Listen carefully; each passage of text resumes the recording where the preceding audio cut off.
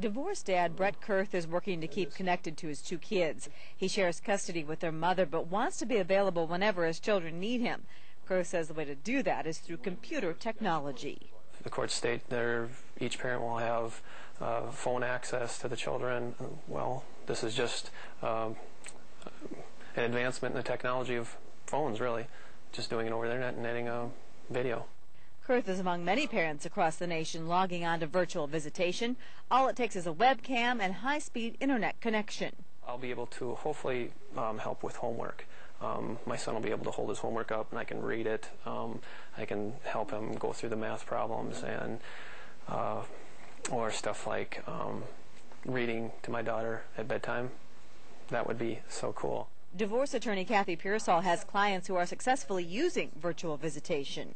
A child grows away from a parent, and the parent is kind of unsure how to behave with that child. If you can have interaction with that child with a video camera or something and speak with them several times a week, when you do see them face to face, there isn't that wall, there isn't that time that you need to adjust to get to know one another again.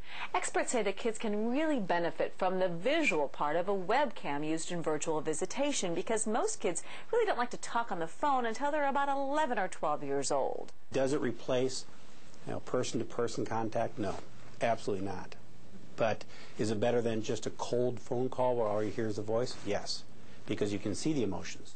Circuit Court Judge Brad Zell says South Dakota visitation guidelines already open the virtual door for video visitation. Courts already have the jurisdiction to order that if the parties seek it. Many people haven't yet, but as time goes on and technology gets better, I believe we're going to see more and more of it.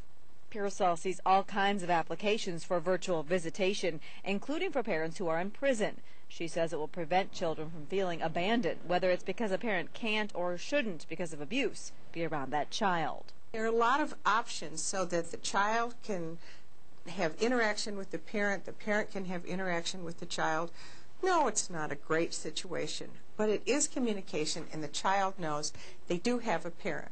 Judge Zell says younger children need more one-on-one contact with a parent to build a relationship, but he sees virtual visitation as a real option when it comes to teens who are already well-versed in cyberspace. You see visitation with older children, teenage children and older, become more difficult, not because of the parents' lack of willingness to participate with the kids, but it's the kids becoming busy and deciding to be more independent on their own, saying, well, I have my life. But those who work in the court system caution it's not for everyone.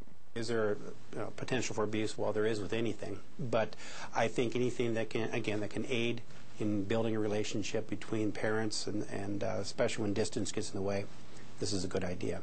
Kurth thinks so too. In fact, the software engineer is coming up with his own program, so it just takes a click of the mouse for his kids to stay virtually connected. It's going to give me another avenue of staying in their lives.